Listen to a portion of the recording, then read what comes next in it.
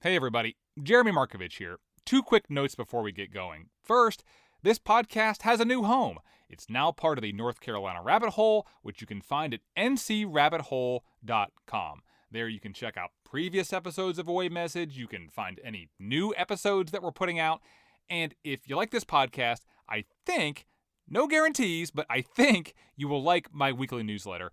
It is about weird North Carolina stuff. Comes out every Thursday. It is free if you want it to be, and you can sign up at ncrabbithole.com. Second, this episode was produced during my time at Our State Magazine. Now, I happen to think that most of it still holds up, but some of the promo codes and websites that I mention may no longer work. Okay, here's the show.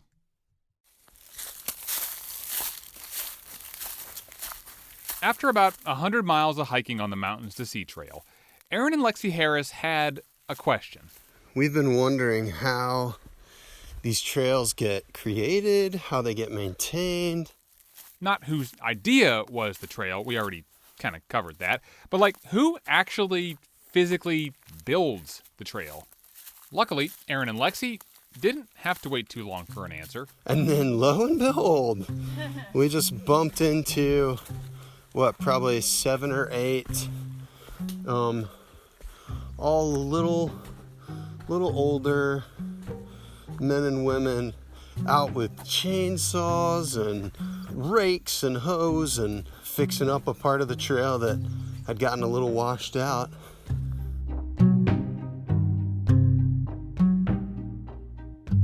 The Harrises had run into volunteers from the Carolina Mountain Club in action. They'd haul all of their tools several miles into the woods to fix up a section of the MST. Now, that sort of thing happens all over the state. Folks with some time on their hands, getting outside, doing some digging and cutting and fixing. That part I already knew. What I didn't really know was exactly who decides where the Mountains to Sea Trail goes. Like, who gets to say, you know what, it should go over this mountain and not that mountain, it should cross a stream here and not there, should go to the left of this tree and not to the right, that sort of thing.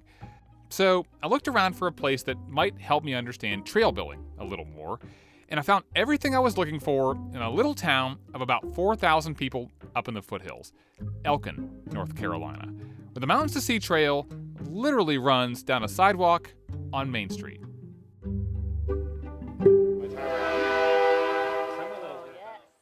Aaron and Lexi had been through Elkin about 2 weeks before I got there, and people in town were still talking about it.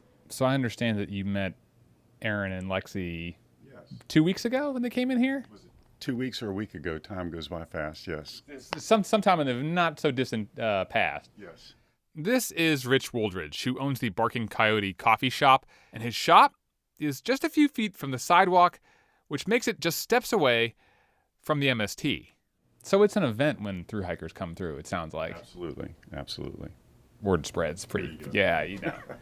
Aaron and Tom are here now. I mean, have they come in here yet? Have you seen them yet? Not yet. But you know they're here. Yeah, from talking. About an hour later, the door opens, and in they come. Hello, how are you? So you must be the thru hikers. Or bicyclists through. Yes, My name's Aaron. Rich. Rich, nice to meet you. I'm Thomas. Then the other townspeople start showing up. Hey, Helen. How are you? How are you? Good. We have some thru hikers here. Hey, how's it going? Great. Welcome. Thank you. Thank you. If it starts lightning, find a safe shelter. Yeah. Coffee's on us. Thank And if you you don't so mind, I'm much. going to send you off with some scones for maybe, well, you need them now. Yeah, that would be Simple carbs to get you going. awesome. Oh, that's so nice of us. Aaron and Thomas are spending a few days here in Elkin while they make the transition from hiking to biking. How do you feel now that the hiking portion is done? Honestly, relieved. Yeah. I think we both kind of said that when we came into Elkin. Is I think, in all honesty, we were both kind of relieved. It was tough hiking. I was, my feet were sore pretty much until we walked into Elkin, so it never really went away for me. So I think I will miss the mountains in terms of the scenery and being in the wilderness, but the bikes will be a welcome change for sure. From here, they're going to bike all the way to the coast. The trip's going well. She and Thomas have gone to cookouts with veterans. They've taken some 0 days. That's code for a day spent without any hiking at all. They've explored Asheville and Boone, and now they're here. What's Elkin been like so far? Elkin is not what I expected it to be. I mean, I didn't really have high expectations of it, but Elkin is awesome. The whole community seems to rally around the trails and the trail culture. And besides that, everyone's kind of just, known who we are and been nothing but welcoming to us. So it's been really, really nice. And You also get all the town stuff like car alarms. yeah.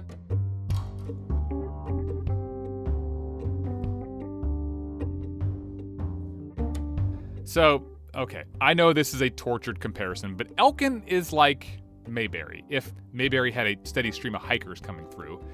It's a nice little small town in the foothills, friendly people, a main street that looks like a main street usually looks. There's an old playhouse, the Reeves Theater, some cute storefronts, but when you're here, even if you don't see any actual hikers, you know that you're in a trail town. There are trail stencils painted on the sidewalk, there are white dots on the lampposts, and there are trails all around. So many trails that Elkin has several Airbnbs available for folks who are just walking through. At first glance, Elkin is like any other little town around here, but somehow this place has become the place on the MST, where a thru hiker's arrival is a cause for celebration. You know, they hosted an event for us at the brewery, and then we went to the Reeves and we didn't do open mic night, but we listened to other folks do open mic night. All of this sort of hides the fact that a decade ago, Elkin was not like this. It was struggling, just like a lot of small towns. But things began to change when Elkin started to solve a problem that the Mountain to Sea Trail is facing all over the state. How exactly do you create new sections of trail and get the route off of the roads? Well, the answer? Well, it involves a lot of talk, a lot of patience, a lot of help, and a lot of orange tape. And here in Elkin, they're finding out that if you build it, they will come.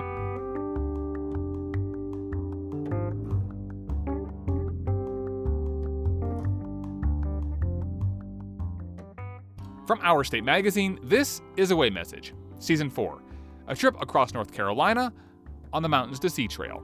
I'm Jeremy Markovich.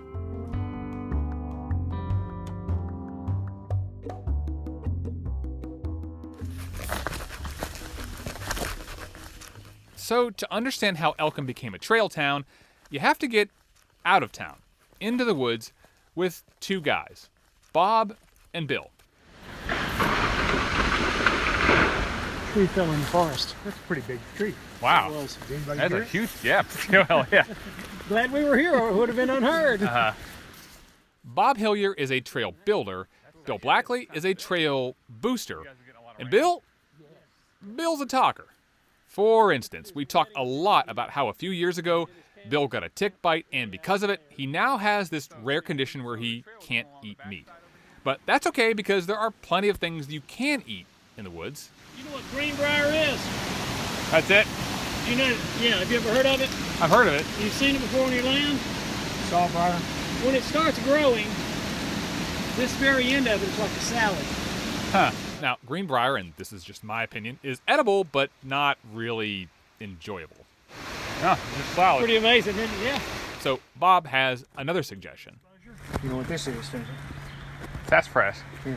Good. You know what they used to make out of it? Root beer. You know why? Yeah, Have you ever pulled it up? smells like root beer. Yeah. Yeah. In the grove. Bunch of them. Getting better on my trees. There's one right there. There are a lot of different trees back here in these woods, along with a roaring stream known as Big Elkin Creek. It's kind of loud at times, which, my bad.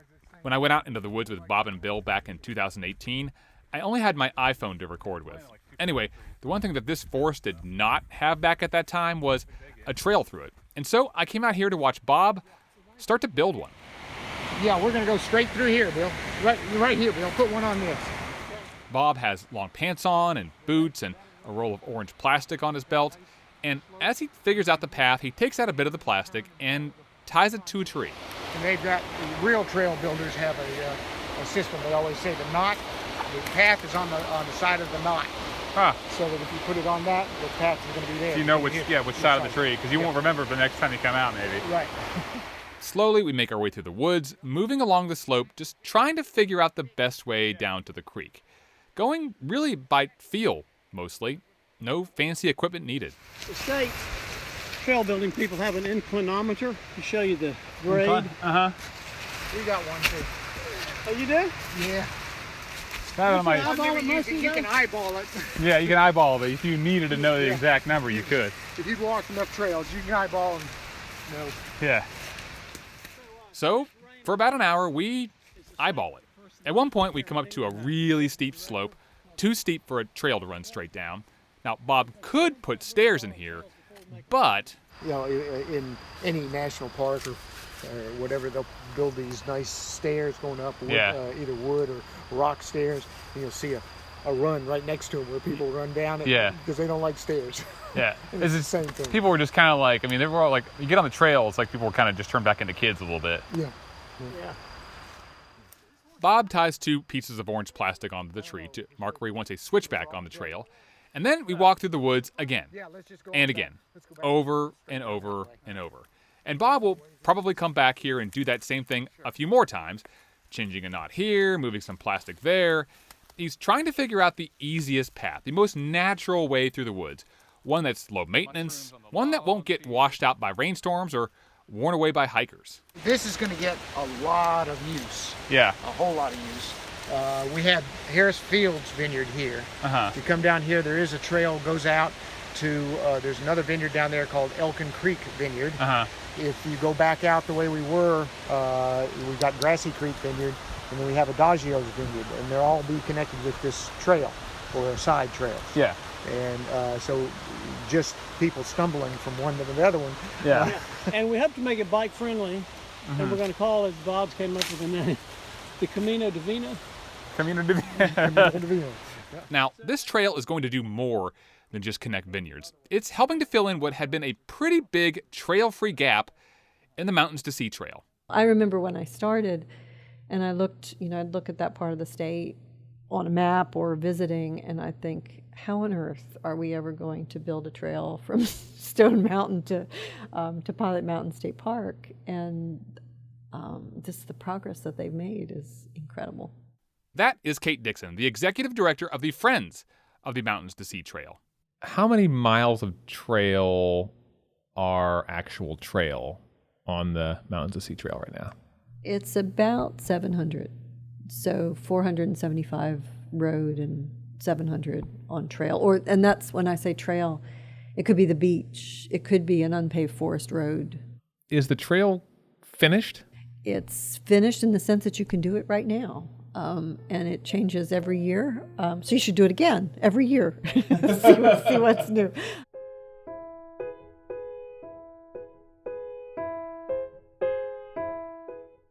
Kate says one of the biggest questions she gets is the one I just asked. When is the trail going to be finished? Well, it depends on your definition of finished. So when Kate would go out and try to raise money to keep her organization running, she used to say that she needed the money to, quote, complete the trail.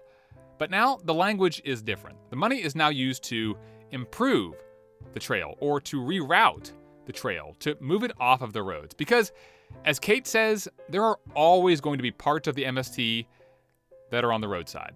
If 100% off-road is the definition of complete, it will never be.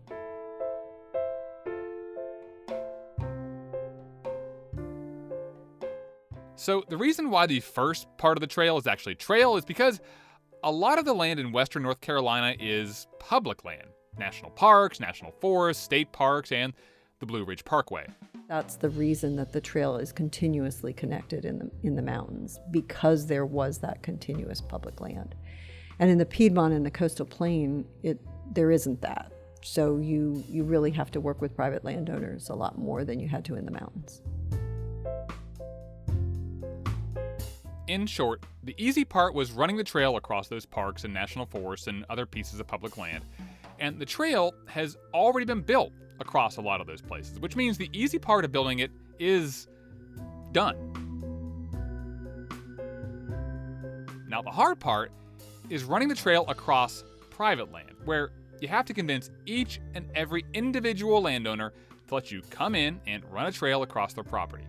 Now, just think about how many individual parcels of land there are across the Piedmont, across the Sandhills, across the coastal plain, and then just think about how much harder it is when you can't really offer people any money. You just have to get them to allow this trail on their land for free, for the public good. That is the hard part. The extremely hard, time-consuming, slow-moving, argument-making, gentle arm-twisting, and ear-bending part. And that is what's left. That is what stands in the way of new portions of the trail being added to the MST. What's left? All of it is the hard part. More than 400 miles of hard part. So, who in their right mind would take on those hard parts? Well, some folks in Elkin. How did Elkin become a trail town? They are a mystery of their own. They're amazing. They have this just incredible group of volunteers. This core group of people really came together on another issue. That issue was the thing that a lot of towns up in the foothills have been dealing with for the last few decades. When I was in Elkin, I bumped into a guy named John O'Connell who told me all about it. What was the thing that would have brought you to Elkin back in the first place? They had a blanket, Chatham's manufacturing. They did blankets and upholstery for automobiles, and they made blankets for the Army forever. And then they had the Bassett Furniture Company, and they both employed lots of people, and they both left. They were big employers. 4,000 people at the peak of Chatham's they'd have. And Bassett, I forget how many Bassett had. They had a bunch too. And they left. What I mean, when you got here afterward, I mean, like, kind of what was the psyche after those companies had left? It was worrisome for a while. Almost everything on this downtown closed. A lot of small towns ended up in that same place. The factory closed, the jobs left, and the town was left to figure out what's next. What would make people want to come back? Well, in Elkin, all of this started with some people trying to take advantage of what had been a missed opportunity. So, if you go all the way back to the beginning of the Mountains to Sea Trail, back in the late 1970s, the original plans for the MST took it right through Elkin. But that plan never materialized, partially because at the time, there really wasn't anyone who wanted to volunteer to build a trail.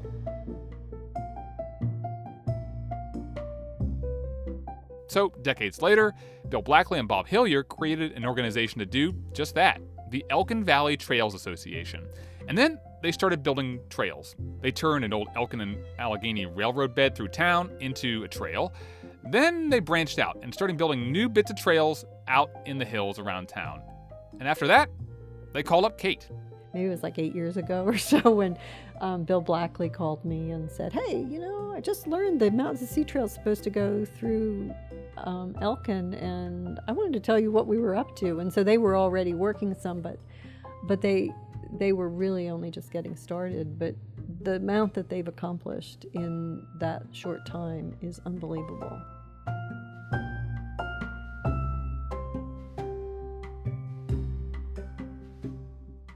And so, in 2013, the Friends of the Mountains to Sea Trail said, okay, you know what? You guys are building so many trails that we will agree to reroute it right through town. We will literally put you on the map.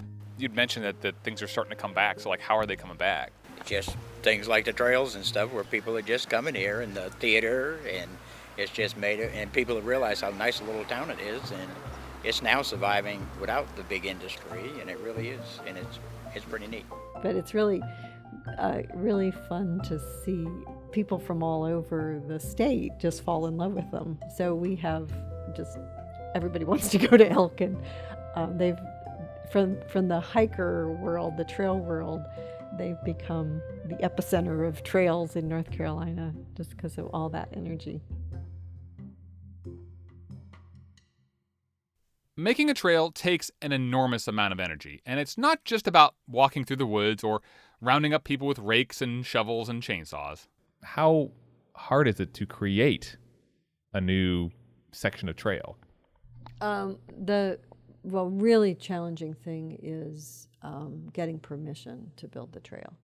Permission to use the land. And near Elkin, there is one piece of land that's sort of been like the holy grail for Bob and Bill, a critical piece of the puzzle, one with a history that some people in town didn't even know. Coming up, the story of a cranky attorney, a hidden waterfall, and a trail that's the worst kept secret in Elkin. That part of the story, when Away Message continues.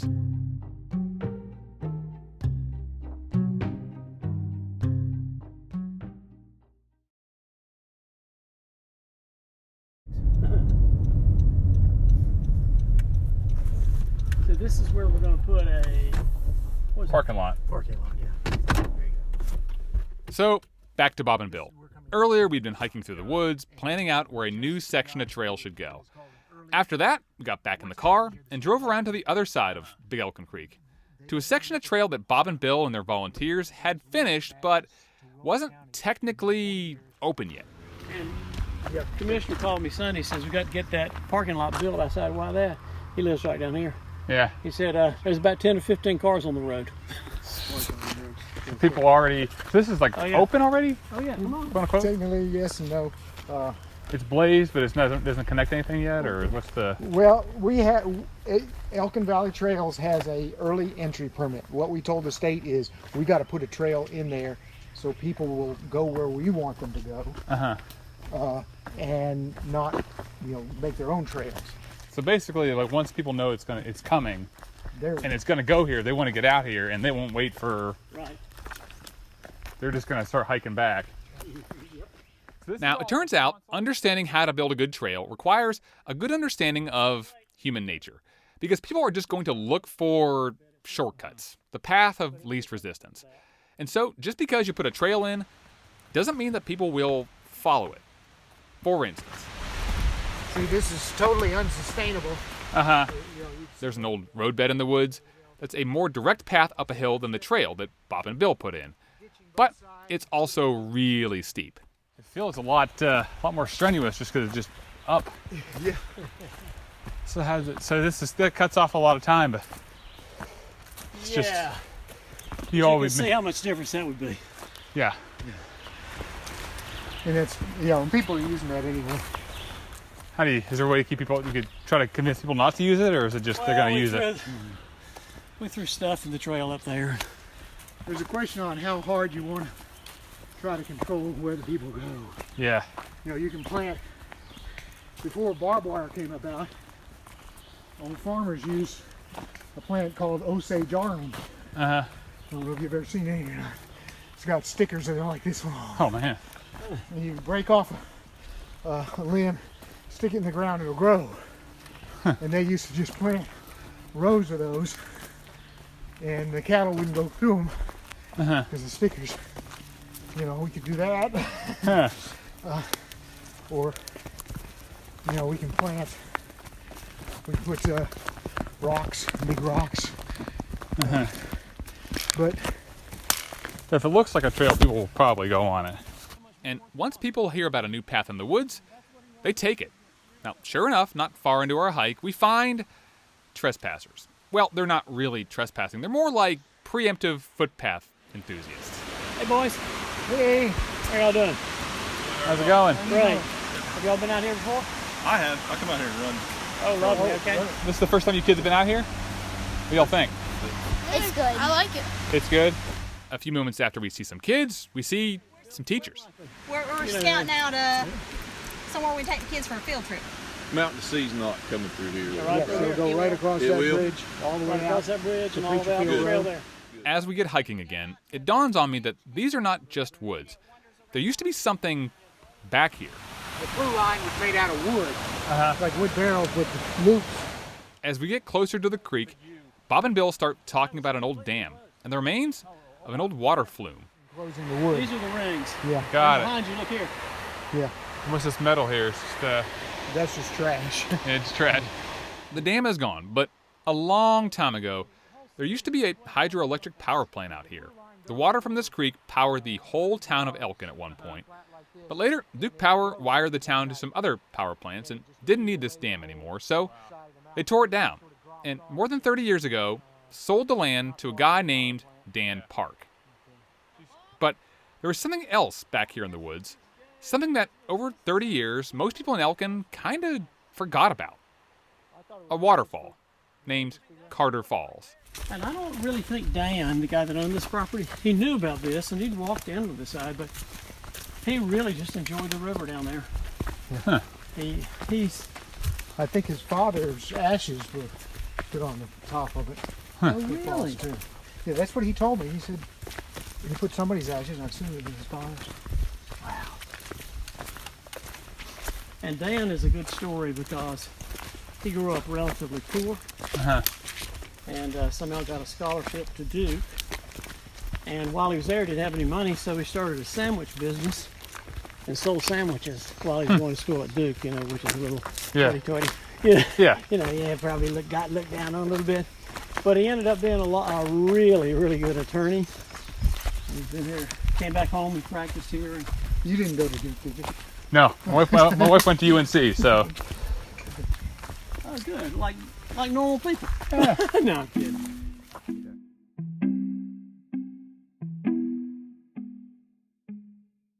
It turns out that Dan Park is still around. A little later in the day, we went to go see him, and that's when I got the rest of the story.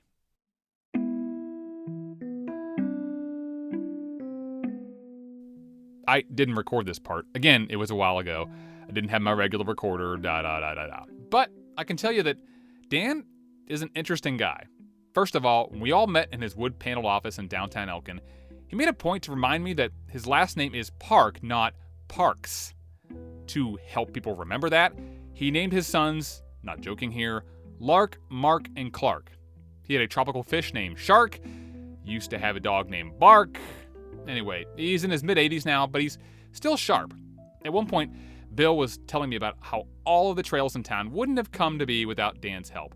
And Dan, upon hearing this, responded with one word, and this is a direct quote here, bull. We all got a good laugh out of that. So Dan had just been holding on to the land, never really planned to do anything with it, but still, it was his land. He didn't really want to sell it, and besides, Bob and Bill didn't have the money to buy any land. To get any bit of trail built, they just had to ask people for permission to run a trail across their property and then get an easement. They had to just, ask really, really nicely. And no matter how nicely Bob and Bill would ask, every time Dan would say no. And then, in his mid-80s, he had a change of heart. I want to recognize Dan Park. This is from a Wilkes County Commission meeting back in 2016. Dan is sitting in the back of the room, and he gets up and says, "This land has always been mine, but after I'm gone, maybe other people should get to enjoy it like I have." And my motives here are purely selfish. I'm 82 years old, and I think that it deserves to be used by other people other than myself and my family. Thank you. Thank you. That's it. That's all he said. So rather than sell this pristine piece of land with a gorgeous waterfall on it to developers, he sold it to the state. And after years of asking and waiting, Bob and Bill got to build their trail.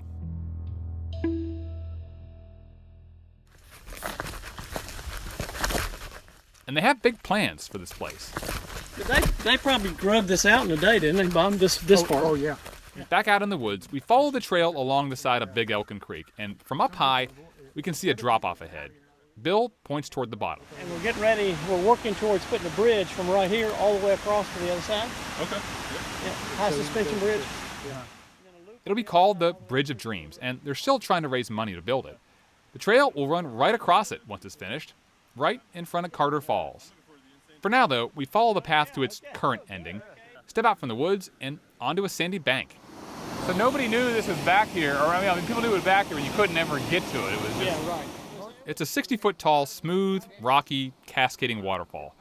Like a water slide, kinda. And for a moment, we stand and just stare at it.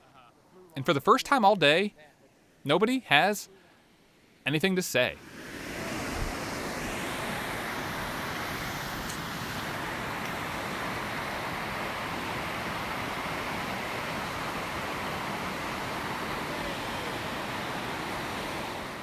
On our way back up, We stop for a second above the falls, and Bob and Bill show me where they're planning to put in a bench. And we're going to clear out here a bit. So you can see it falls all the way that way. And you look over the beginning of the drop from here. And we've got a young man died last year under bad circumstances, but his mother and his significant other want to put in a like a peace station here because he was really an outdoors guy. But, Earlier in the day, Bob told me the story about his father, John Hillier. Now, his father loved to cut new trails up in the woods near Asheville and ended up writing a book about the early history of the MST. And there was this one time when John asked a woman to run a trail across her property, down by a creek. And he told her, it had really been a lot. This is the best place for a trail to go. But the woman said no. She'd scattered her late husband's ashes in that spot, and she wanted that place to remain sacred. So John thought for a moment. And then he said, what if I installed a bench in that spot? A memorial to your husband. It would honor his memory. And it would give hikers a moment to stop and rest and see his name and think about him for a bit. The woman loved the idea, and the path and the bench went in. Building a trail isn't about finding a path through the woods. It's about talking with people, making them feel better, and making everyone comfortable with finding a way forward. We have to keep reminding ourselves it's just a simple path in the woods.